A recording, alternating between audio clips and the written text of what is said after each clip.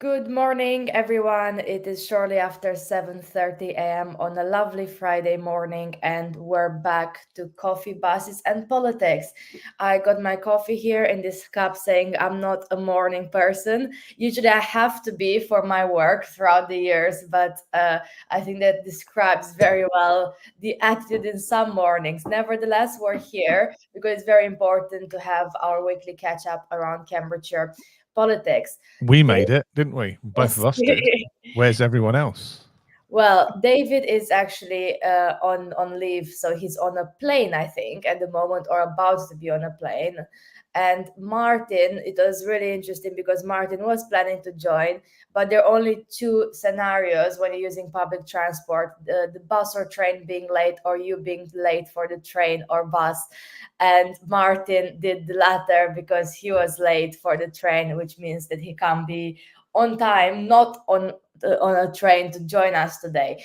But he will join us next week, and I think next week would be a very interesting session because we will have a review of the party conferences as well as other issues. The Labour conference will just have finished on Wednesday, so I'm also in this.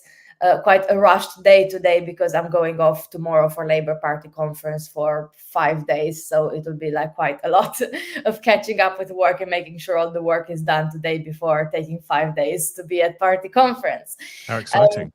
yes, I mean it is indeed. It will be, I think, a lot to cover after in terms of. I think it's one of the biggest or the biggest. There are 20,000 people I think signed up for the conference. It will be very very busy in Liverpool. Right. So last night a by-election happened, and there are other by-elections planned around our area. So let's speak about what happened last night. So the by-election was in a district county Yeah, council, district council yeah. division. It's really interesting when I think for St Neots, and it illustrates how things have perhaps changed since the general election, and how things are more competitive now in local politics. Mm, So it's a district council seat, a by-election, because the standing councillor Graham Welton sadly died earlier this year, and so his seat became vacant. Obviously, he was a Conservative.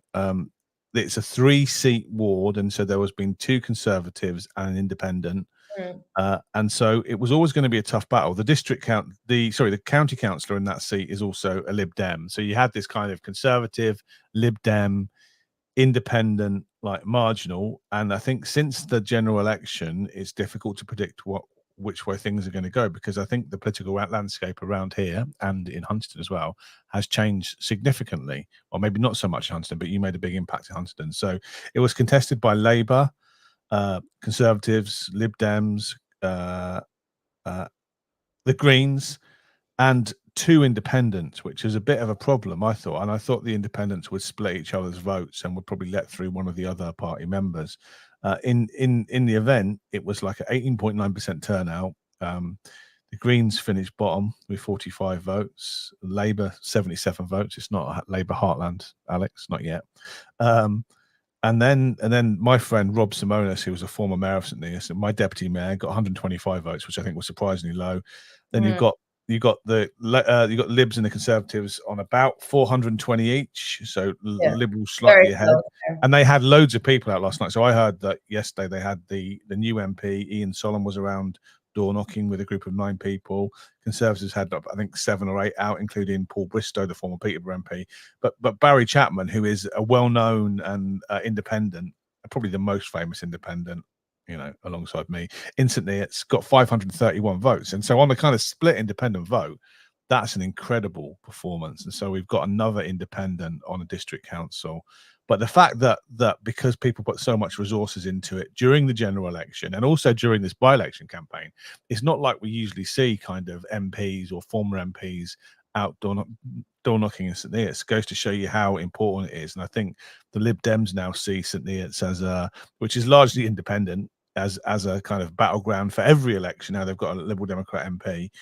And it's interesting that Barry Chapman went through and smashed them all, I think, with no Yeah, I think resources. it's a And just really based on based on his reputation as a councillor. I mean, he's one of the people who got me involved in being a councillor in the first place. So yeah, and he's been district councillor before.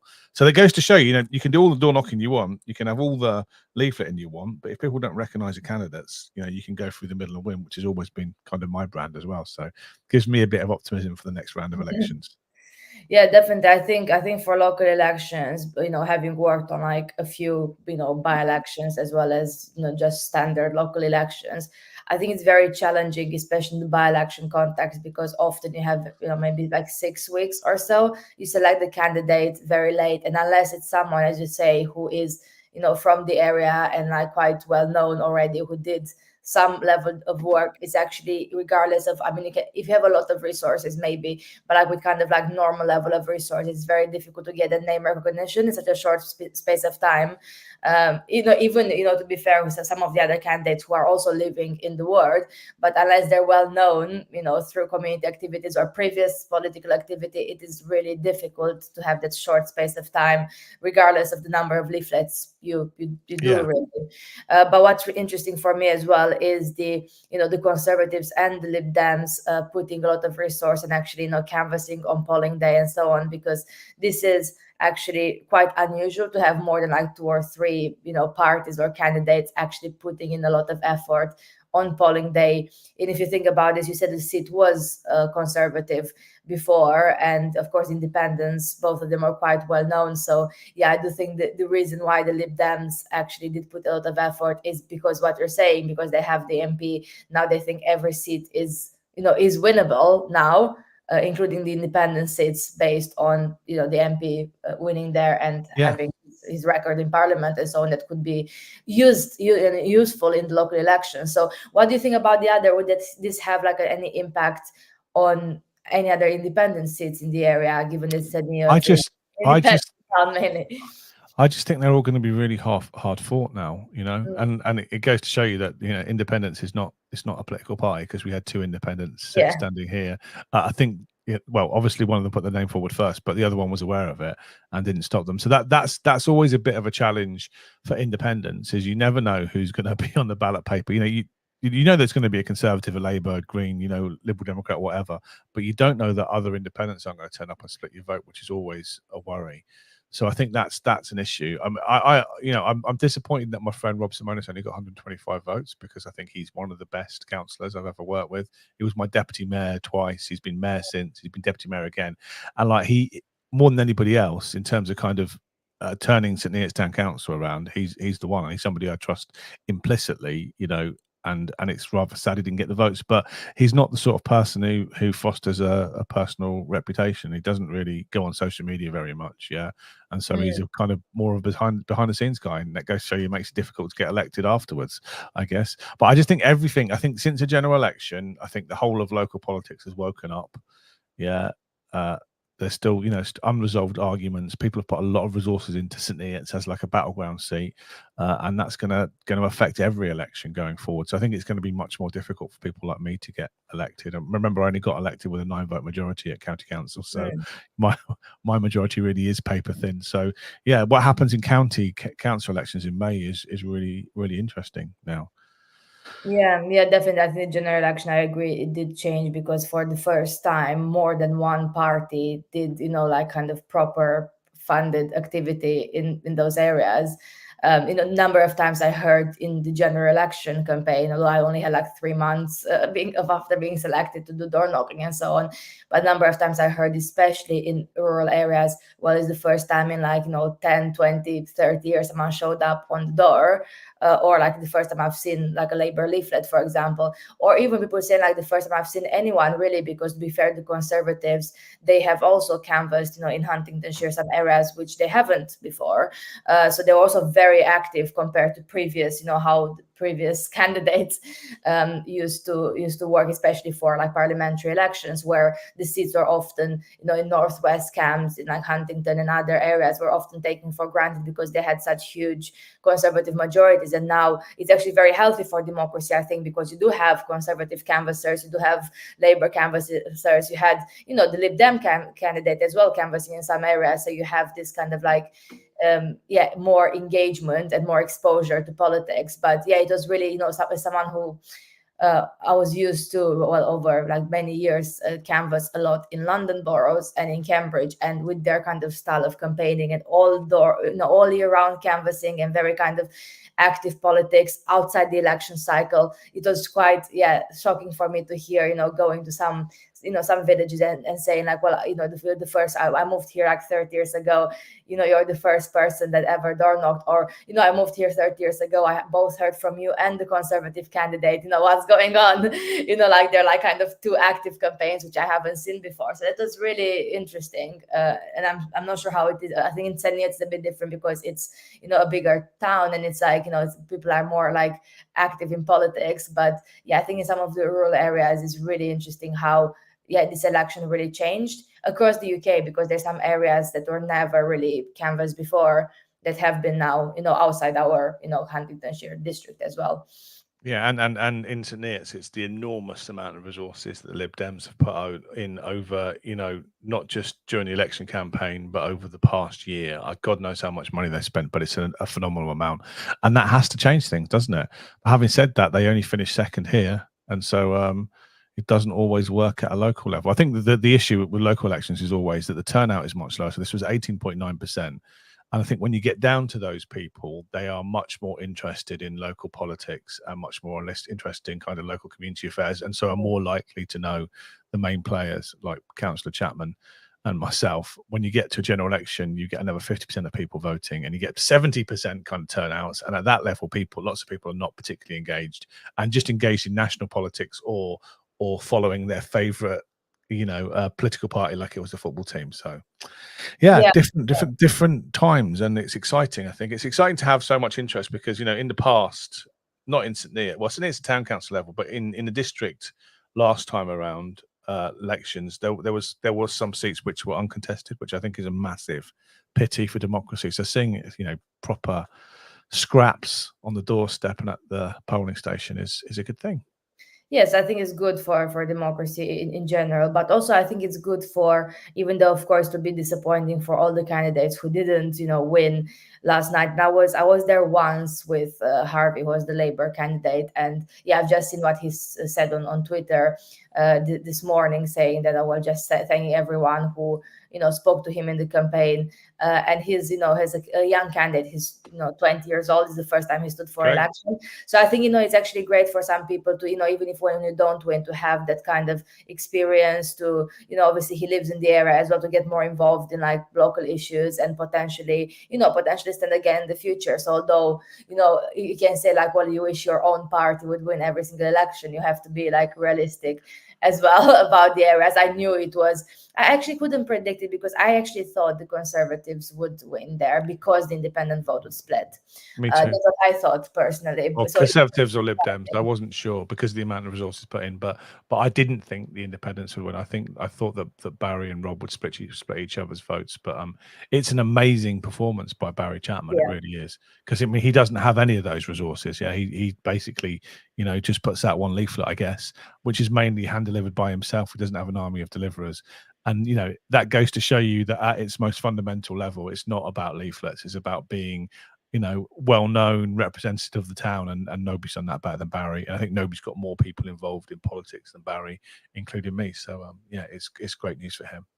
I think at the local level, what matters as well, and that I think candidates who have the previous experience of being on the town or being like, mayors before, being well known in like community organizations and groups, is this kind of like record of delivery. Because, for example, it's like candidates who are, let's say, running the local food bank network or running the local community kitchen or being present in all the community events do very well, regardless of like what part they're affiliated with or whether they're independents, is because people like at the local level want someone who wants who's showing up to the local stuff and actually getting things done. So the kind of part dynamics matters less. Whereas if you think about the general, you have suddenly decisions around who do you prefer as your prime minister, what do you want to do on defense, or like broader economic decisions where the kind of, I guess, ideologies matter a bit more in terms of your preference than like how to then report in the pothole for the county council. Not to diminish our contribution, but I think there's less of a difference in terms of how people of different political views react to certain things. Obviously, there are big things like the budget, where the politics of it does matter. Where do you position yourself on the political spectrum matters in terms of what you prioritize in terms of, budget setting. But on kind of everyday casework, most of us would respond quite similarly in terms of, yes, reporting something or like seeking information from officers or actually showing up to a community event. It's kind of a very little difference. So I think the difference is more in the very local work between people who do stuff and people who don't do stuff for me. Yeah. And people who do stuff from different parties and people who don't do stuff from the similar set of parties as well. Which is why I think it's a mistake that most of the political parties have abandoned the town council, because people like me, Barry Chapman, Rob Simonis, Ben Pitt, we came through town council, and that's what we do, and that's how you establish a reputation. There are other ways, but a good way of establishing a reputation in the community is by being a town councillor, and most people can't differentiate between a town councillor and a district councillor and a county councillor. So getting into town council is relatively easy, and I think in the old days there used to be lots of Conservative members, at least some Lib Dems and some Labour, and that was a good proving ground for their candidates. But instead what you get is you get people turning up. I think nobody, the name recognition for the other candidates other than Barry and perhaps Rob was close to zero, I would imagine, before the election. So it's always a mountain to climb. So I think a good thing for political parties to do would be to start looking at town council elections again. And I think it would benefit the town council, because even as an independent, it's a bit collegiate on town council, and there's too many just independents, and having a bit of opposition and scrutiny, I think, is good for politics in general. Yeah, definitely. I think, this surprised me how many town councils are, co-opting, and obviously because you have to request the election and have, more than one person willing to do it, when actually, from a public perspective, it's what is sometimes, not all the times, most visible, in the sense of like, Huntington Town Council working with the bids to organize, the events on the market, or like being known for like very visible community events or community spaces, which everyone uses, whereas people tend to know less unless you are using it yourself about some of the things that county is doing, like adult social care, which is a massive contribution from our council tax. But unless you are in the situation to have to use the service, then less about it. Same with schools. Again, everyone has views on schools, but like if your children are not in school anymore, if you don't have children in school, then it's like quite difficult to have that kind of like direct experience and opinion on it.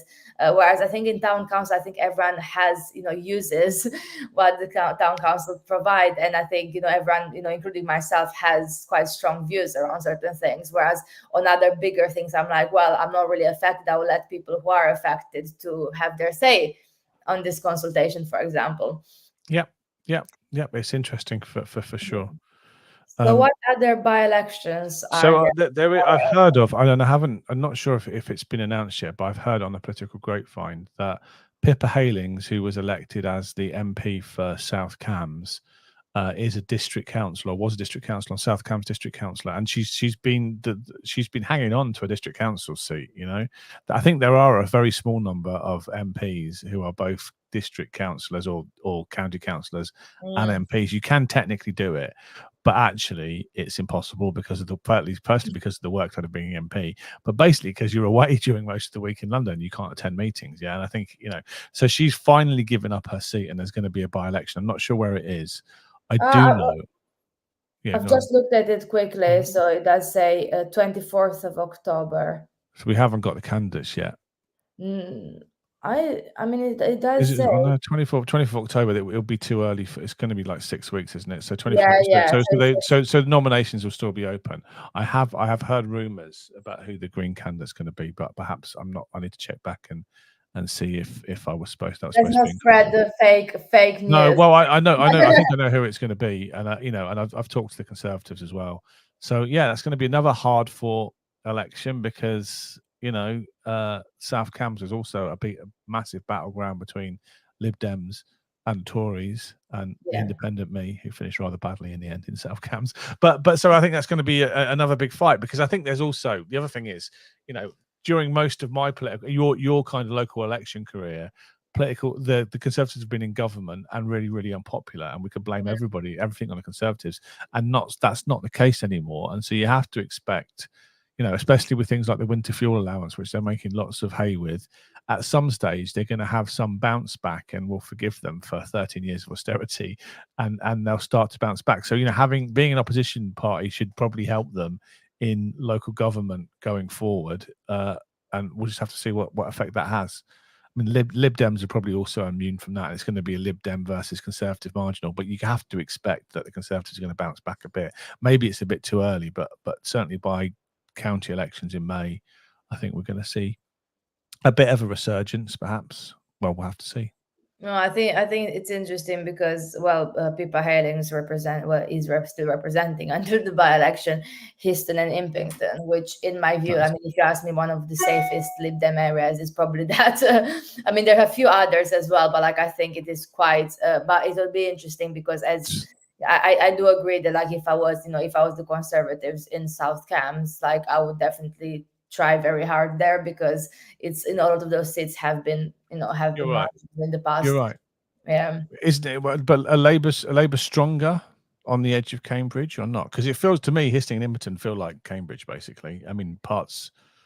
Well, I guess Girton is the one that crosses over the boundary to Cambridge. But is there? I think that Labour are stronger there than they would be across the rest of the district, as are the Greens actually as well, because there's a bit of a Cambridge Green effect, and it's that kind of nice kind of suburban rural group of woke people. You know, it feels when I went there for we didn't have any hustings in Impington, but we spent some time in Impington and Histon, and they feel much more like Cambridge to me, and they're much more part of kind of the Cambridge ecosystem than we are out here in the far west. Yeah, definitely. I mean, I think most of the South Cambs seats, because of South Cambs, the South Cambs constituency part, of course, some of the district wards and county wards go into St. Neots and Mid Cambs as well, but like some, because South Cambs has been the Lib Dem target in the sense like of one of their top 5 countrywide targets, and the amount of resources that went into that, and the fact that Pippa Heylings, whatever your views are on her, she worked very hard for like 2 years in terms of campaigning there, campaigning regularly there. I think it's very difficult it is my personal view, not to be seen as a Lib Dem conservative election. So it's quite difficult for like a Labour or an independent or a Green candidate to suddenly become the main challenger in the seat, because there's no other. There's Lib Dem and Tory seats. There's no other, to my knowledge, other type of seats there.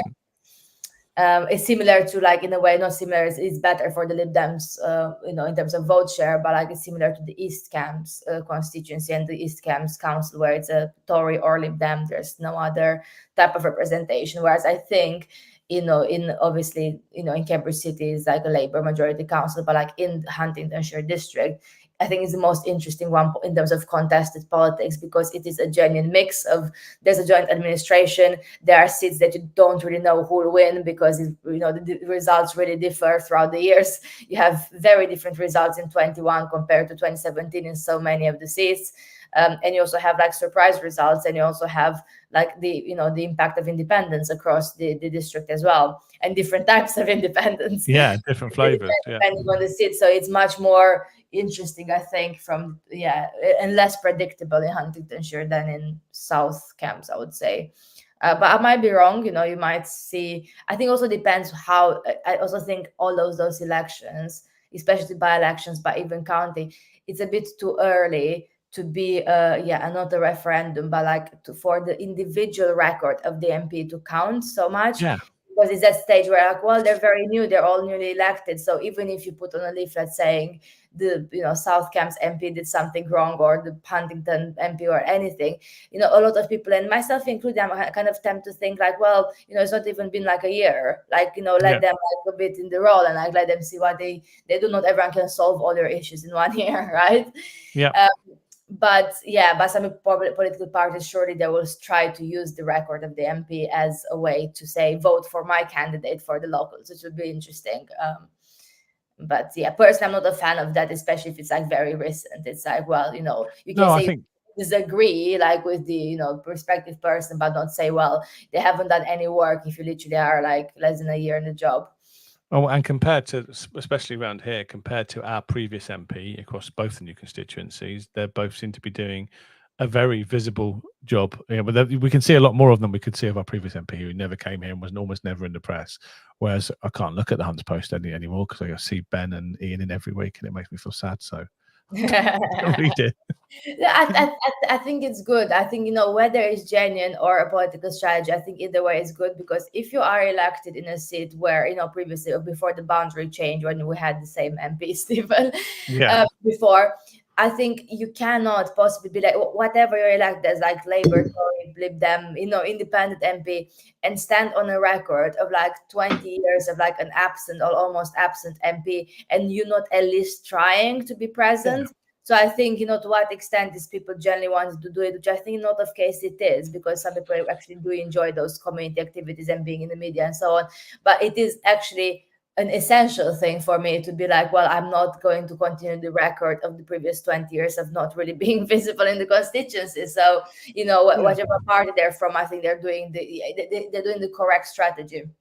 Yeah, it's a fairly low bar compared to the previous incumbent, but as an MP, how much influence do you really have on on things? The answer is not very much. You're basically a legislator, aren't you? And you're voting. Your votes don't carry much influence either, because most of the votes are whipped or determined by a massive Labour majority at least.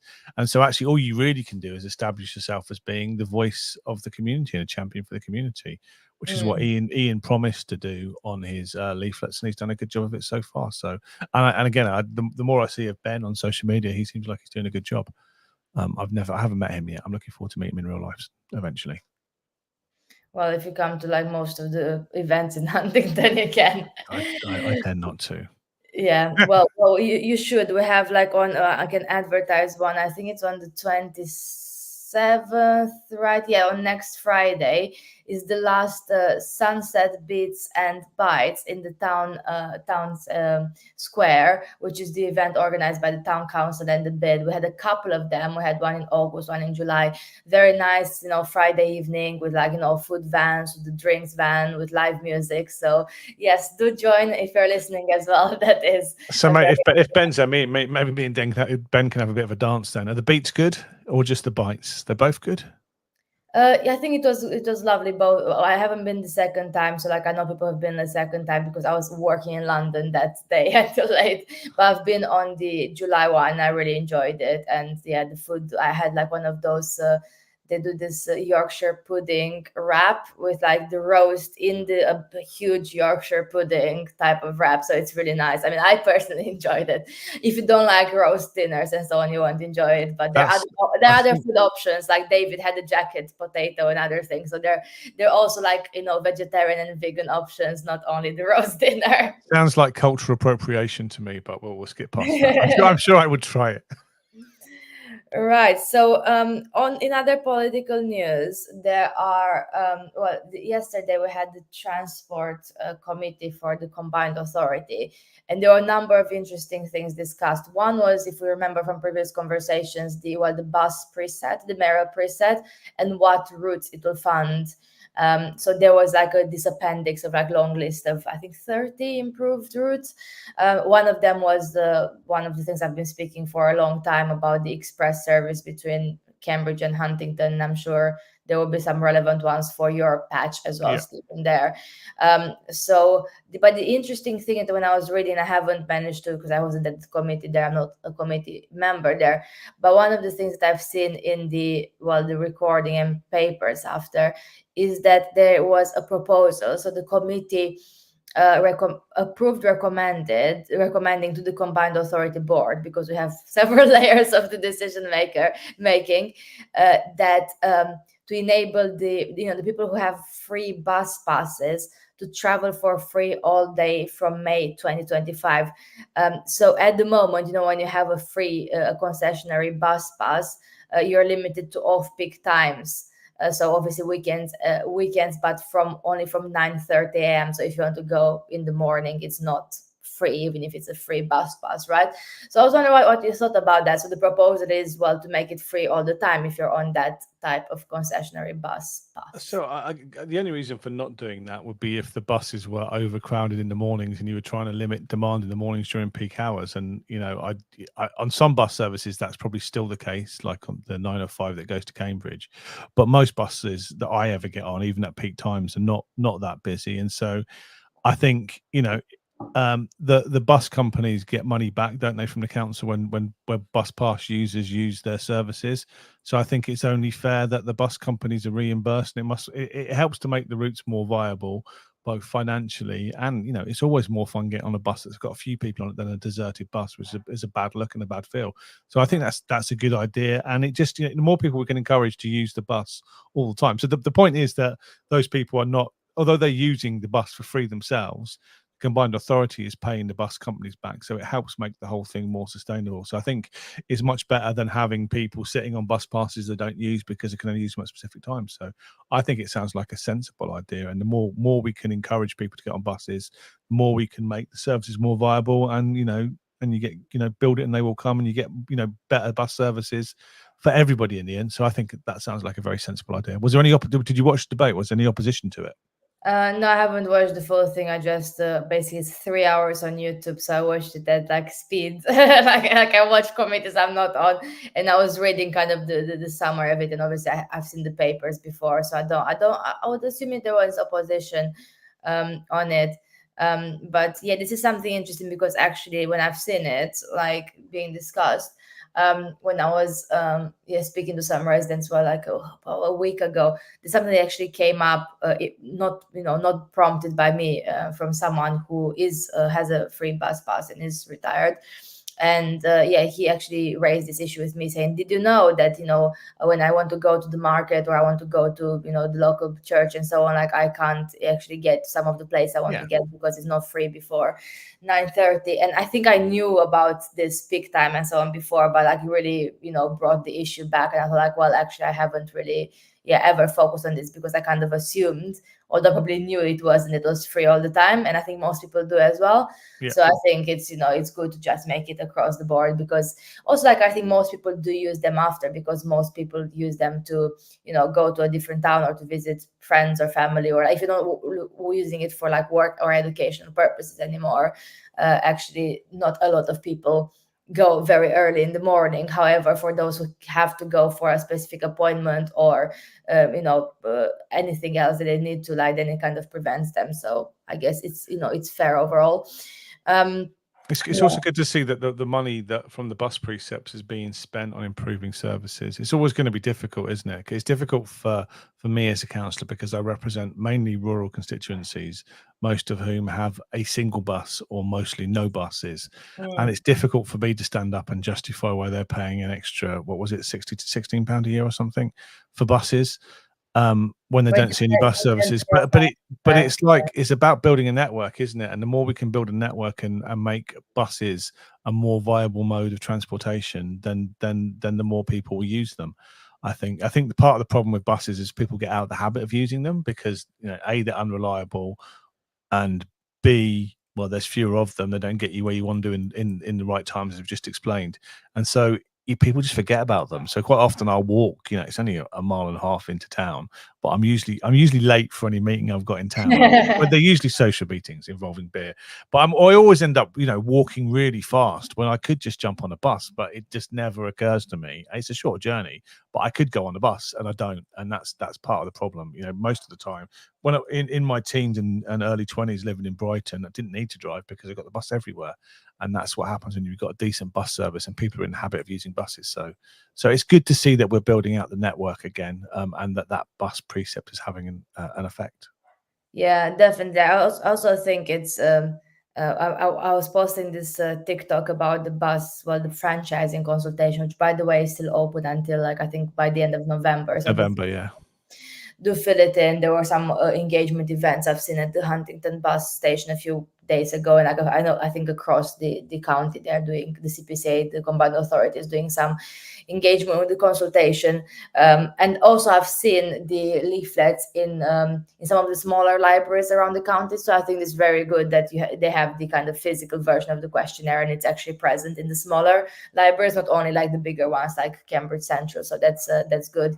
But I was posting this video about me being on the bus a couple of days ago, and I think it was on Wednesday, and filling in the questionnaire, because obviously it takes you an hour and a half to get to Cambridge. So if it's plenty of time to do the long, not the short questionnaire for the bus franchising consultation, because you got both long and short questionnaires. And someone commented being like, I can't believe people still use buses. And I actually thought about this, like why I chose, not only for filming the video, it was because I was like so sleep deprived. Like I literally like went to bed so late, I had a late meeting, and then now I have the car as the result of the general election that I had needed it. But I thought like, actually, I don't feel like even safe. Like, I had to go for my work meetings and for the committee and so on. And I thought I actually don't feel like safe driving on so little sleep, and I want to take the bus. And I think there are circumstances that many have. This is a stupid example, but like a lot of people who have like different health conditions, that in some days you are actually completely able to drive and you're driving, and other days like it's not that you don't want to, but like you actually cannot. And of course, people who are too young to drive, or people who like never learn how to drive, or like people who are just want to make the change for other reasons, like being more positive for the helping more the environment. But I actually thought about like how many situations there might be when actually if you had proper public transport, it's probably in some cases like safer not to drive, including going to the pub, I have to say. But that's when we go out, me and my wife, we go out, there's always a compromise, is that one of us can't drink. And when generally both of us would like to drink when we go out. And so that's always a problem, and it's a problem socially. And there's very few alternatives, especially since most of the social activity around here is in either Cambridge or Milton Keynes, apart from some lovely bars in St Neots. We can walk back from St Neots, but we can't get back from Cambridge without going on the bus. Sorry, my dogs are howling in the background. Yeah, I think that's it. And like, I mean, you're doing the what it should be done, saying like, well, one of us doesn't drink, and like we'll drive back. But like, unfortunately, like so many people, like, because it's quite easy to be like, well, I'll have like a drink or two, and actually seeing some of the like some of the accidents happening, over the last few months. Like not all of them are because of drink driving, of course, but like drink driving is the main factor into some of those accidents that can be avoided, and because people are often not able to estimate, I guess, or to stay below the limit. It's impossible to. A few weeks ago for my wife's birthday, we went to a nice restaurant in Cambridge, and where she had like there was sommelier kind of a chosen wine list to go with the tasting menu, and because I was driving, I had the soft drink equivalent of it. They weren't. It's not like they were fake alcoholic drinks. They were just nice, very clever cordials and things. But because I'd been drinking this stuff that tasted like wine, there was zero alcohol. At the end of the meal, kind of psychosomatically, I felt like I was a bit tipsy. I thought, I can't drive the car. But I hadn't drunk any alcohol, and it's kind of some of that is down to, that shows you can't judge just on how much you've drunk about your state of mind, because even in the state of perfect sobriety, I couldn't tell if I was drunk or not. I mean, I don't think I ever experienced something like this, but I have. Maybe it's a topic for another time, because there's so many changes happening around. Did you see that article about that study? I think it was University of Cambridge saying that pubs, it might be better for pubs to sell beers in like not in pint glasses or something like that. People were quite upset about this online. Only if they're in 2-pint glasses. That's the only alternative. I mean, it's a cultural thing. It's ridiculous. Yeah, I'm not against pints at all, but because I think you drink pints as well. But like drinking half a pint of beer, even if I had half a pint I've once drinking half a pint, I'd tip it into a pint glass, because I just think that there's a stigma attached to sitting there drinking with a very, very tiny glass. I don't know.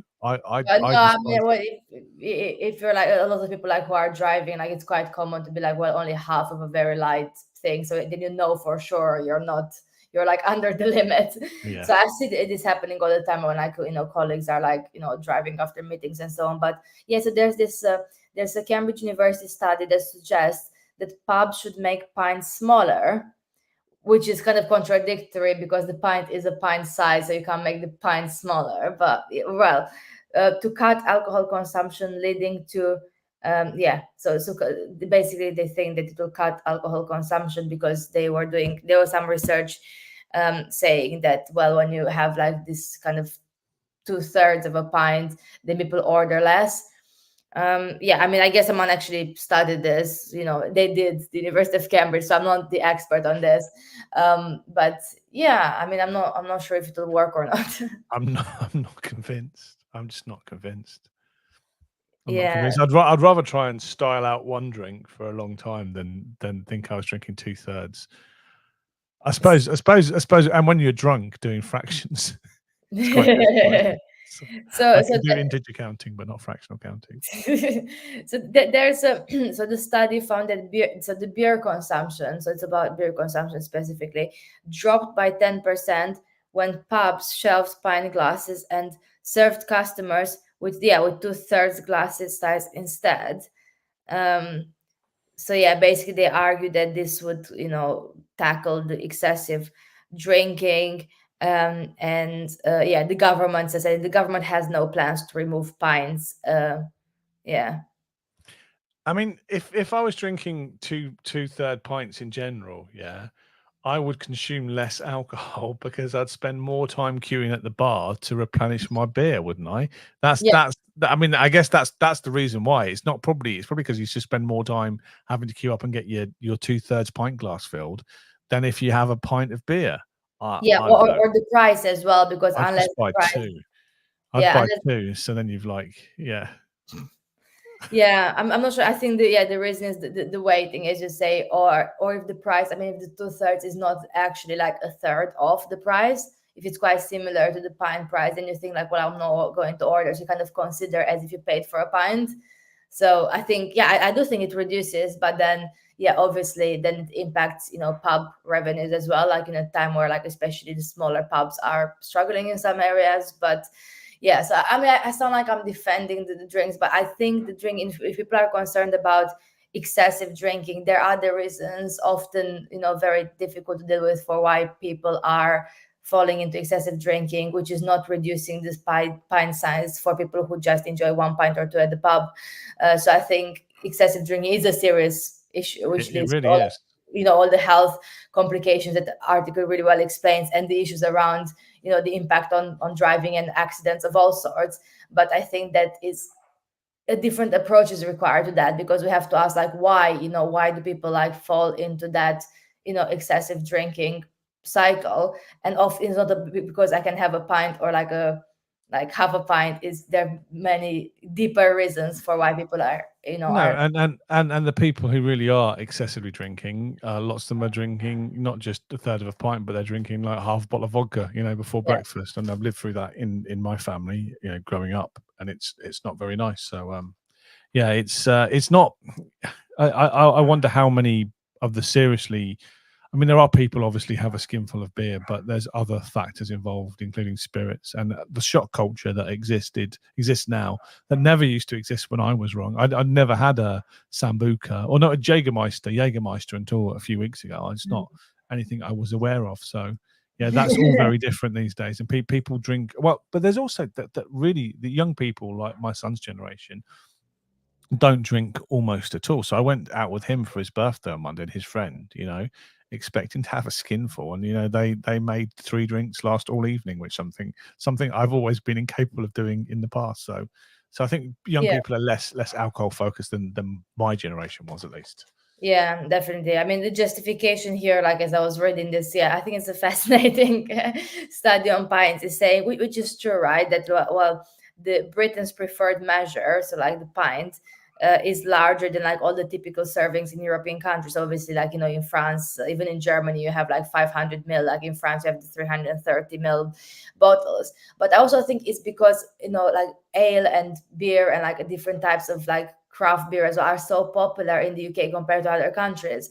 If I go to like different countries, you take, you get wine because wine is like much nicer, or you get, some spirits, especially in Eastern Europe, it's very common to like have spirit-based drinks. And it's actually like, drinking a Guinness, for example, in Romania, when I was in Romania, was something you do at the specific we had an Irish bar, which was like the specific Irish culture bar, and it's like for a treat. It's not something to like, yeah, usually it's like the locally produced alcohol. So I think it's a bit different, the kind of type of drinking, and why, why we don't have pints, I guess.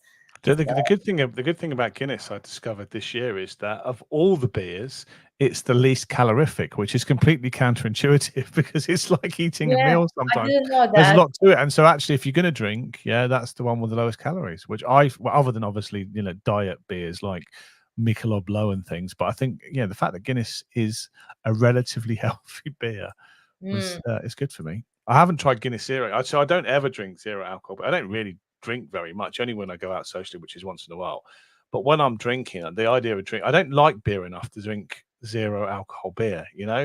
I'm only really drinking it so you can get a bit tipsy, I think. But I am intrigued by Guinness Zero, which is supposed to be very authentic. I think if you've had a pint of Guinness, and you're driving, the last thing you want to do is go back and have Coke or other drinks. So I might, if I see Guinness Zero, I might try that next time. It's actually good. It's actually one of the, like how the zero alcohol stuff usually tastes quite different, and you can feel it is a zero alcohol stuff. Actually, taste wise, it tastes, surprisingly similar to the alcoholic Guinness. So that's recommended. But I was just looking at this study. So like we are not persuaded, but it actually, the method is really interesting because they actually did a like an experiment with they asked like over 1,000 pubs, and they did an experiment with 13 pubs who accepted, who actually, they changed those glass sizes, they measured the consumption, and they kind of observed this data. Yes, that is, but the government basically said no. So like someone, like one of the MPs was a spokesperson for the government on this, said, "I love a pint," and the leader of the Labour Party, Keir Starmer, loves a pint. And there's nothing wrong with that. Nigel Farage loves a pint too, doesn't he? Oh, definitely. So right. What else is happening in Cambridgeshire College from your council? We still haven't heard. So one of the things I find quite annoying is that, so before the general election, we were going to see the statutory consultation for East West Rail, which is a big thing around my part of the county. And so it was delayed because of the general election, and then it just simply hasn't happened. And so there's lots of people. The biggest issue for me is that when they publish the route, so as long as this has been going on for as long as I've been a councillor, I think it happened during my first election, or my first election to county council, so like 3.5, 4 years. And they printed some route suggestions, but the route suggestions you see are very thick lines on a low resolution map. And so you can't, and I did this during the general election, trying to work out actually where the route was going and trying to work out which places were affected. And you can't do that. So if you're a landowner or you live in a community, like Highfields, Caldecott, that's going to be, or Croxton, that's going to be basically destroyed by that, you can't actually see where the route goes. And I think that's really poor, because if you look at what the A421 are doing, they'll give you like a accurate GPS map. I mean, they're further along in the project, but you can see exactly where the route proposed is. But drawing very thick lines on a low resolution map, is not good enough. So I don't think they've really announced their route choices. So at a recent A421 board meeting, I had a go at them and said to them, this is ridiculous now. And I think most people agreed. And I think Bridget Smith, the leader of South Cambs, wrote a letter in the Cambridge Independent a few weeks ago saying the same thing. So I find that that whole thing, EWR's public engagement is dreadful. I've been going to political representative meetings with EWR for like 3.5 years, and nothing is ever said, and I find that disappointing. I wonder if it's going to go ahead still. But it's going to have such a large impact on my community and the communities down here that I think we deserve more information. So I'm looking forward to seeing that. Well, we can do a coffee, buses, and politics on this topic. Maybe invite them on. Yeah, I'd to have like to. to have some engagement on that one. Yeah, that could be quite good. I also had I have to share before we go back to yeah, not doing politics this morning. Like in the last 5 minutes, I want to share my relief that like one of my local highways applications finally got sorted, and to just like illustrate to people like how difficult it is to get some double yellow lines. Have So those been announced yet? Have those been finally approved? no, it was one of the previous ones Oh, so it's got done. Okay. because in Cambridge they set up the Cambridge Joint Area Committee. So like if you're not in Cambridge, then it goes via the not like the usual process. In Cambridge, you have an additional layer. So for the kind of report with the objections and so on of the consultation has to go. So I was on Wednesday at the Cambridge Joint Area Committee, which then makes a recommendation to the director of on the highways plus the local member to approve or not to approve the application. So it's a different layer of structure that doesn't exist in where we live. Wow. Why do you have to make it even more complicated to get a few yellow lines put out? You have to get no, how the many? other things as well. To be fair, that committee, for example, the other thing on the agenda was the integrated parking strategy and residence parking schemes and other things. But it also covers the LHI. So yeah, it only delayed a couple more months. But that's something I applied. There's like one road like on the riverfront, the riverside of. In Cambridge, in my division in Abbey, and there's this entrance to this green space, and it's something residents were very mixed views, but I think the majority of people door knocking want to have some sort of parking restriction there. So basically back in 2021 I applied for a local highways improvement grant for that, got rejected, and in 2022 I applied again. This time it got accepted, so the budget is allocated, it's up to £15,000 because it's like a non-complex scheme. But then obviously you have to go through all of this, advertising it in the local newspaper as per legal requirement, getting the objections in and so on. So it took until a few months ago, early 2024, to get all that process done. And then the Cambridge Joint Area Committee got set up, so they had to go to Cambridge Joint Area Committee. And then after that, so on Wednesday, the Joint Area Committee, I spoke as the local member, they voted unanimously to recommend the scheme. So now I have myself as a local county member with the officers taking the decision to accept the recommendation of the Cambridge Joint Area Committee and to go into implementation. So yes, Crazy. yes. Crazy. Well, one of the things I find incredibly frustrating about the local highway scheme is that since I've been a councillor, it used to be open in the summer and you used to get, results in the spring. Yeah. And every year the window moves later and later and later. So there was before Christmas, like last year. Now it's or the year before. Now it's after Christmas, and so it kind of moves longer and longer for the year. And we adopted a new streamlined application process. And so the applications we put in for new LOHO bids in January still haven't been resolved yet. Yeah. Like nine So months my later. one is the previous And round. so, and then once they get approved, yeah, you're talking about a year or 2 years before the actual work gets implemented, which is incredibly frustrating. The good news for me, and I haven't announced it yet, because is that last year there's a group called Access in St Neots, which is for people with mobility issues, who came to me and said, look, we can't move around town centre. And somebody who's called Liz Owen is the leader of those, who's in a wheelchair. She and I walked around the town centre, and she showed me all the difficulty she has just navigating St Neots' very small town centre, and how it's almost impossible to get from a car park to the town centre, which is a distance of 0.1 mile, without having to take massive diversions because she can't get up curbs, she can't get past parked cars. And so we put in a bid to get loads more drop curbs put in St Neots and some of the pavement resurface, and I think that's been accepted, which is really fantastic news, and I want to celebrate it. But yeah, it just takes a very, very long time for them to decide and announce it. So that's a good news for people in St Neots who are have mobility issues or push buggies and prams and things. So it's nice to get stuff done, isn't it, as a councillor, sometimes, to have something to say that, oh, I did that. That's a change I made to my town. That's kind of why you do it, but it happens less often than you'd hope when you're first elected.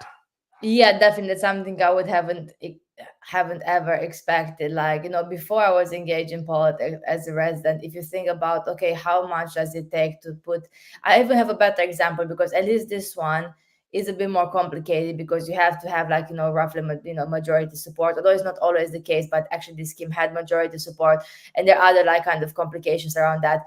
But the simplest application I've ever done on the LHI is to literally put some WALOs on just the corners of like a smaller residential road coming into the big Newmarket Road into near the airport.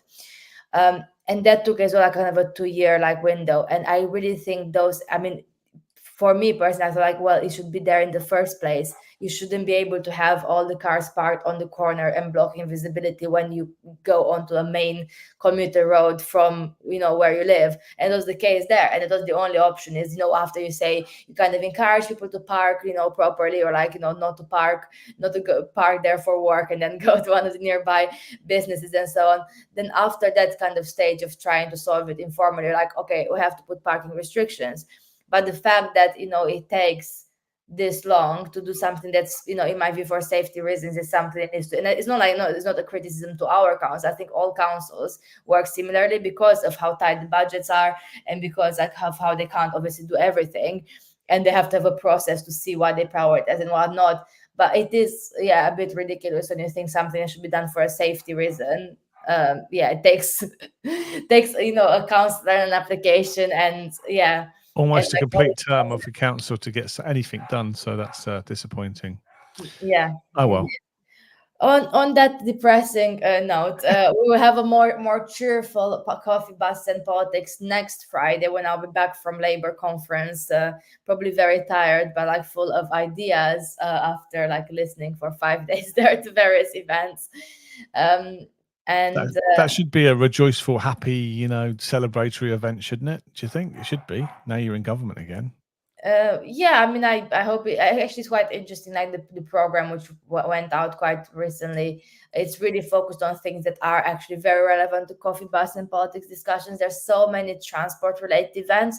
Like, I was looking at the program and I can't even pick, because sometimes there are like 2 or 3 happening at the same time, in terms of like fringe events and like just panel discussions and other things.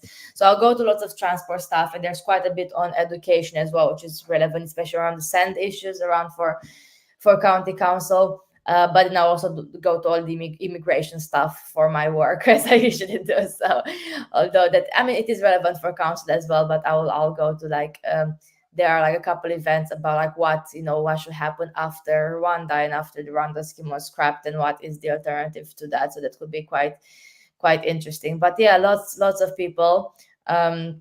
And I think like there'll be like lots of like more like stalls and other like events as well. So like I personally, with my organization, have a stall at Labour conference with Migrant Democracy Project, with my colleagues being at the stall speaking to people about the campaign. And I know quite a few friends who are there with a stall for their respective organizations. So should be quite fun in Liverpool. Well, bring back any gossip and a few scandals as well, which you can do exclusively next Friday. Yeah, definitely. But so next week as well, hopefully we'll be joined back again by David and Martin. But meanwhile, have a good Friday and weekend. And see you next week. See you later. Bye.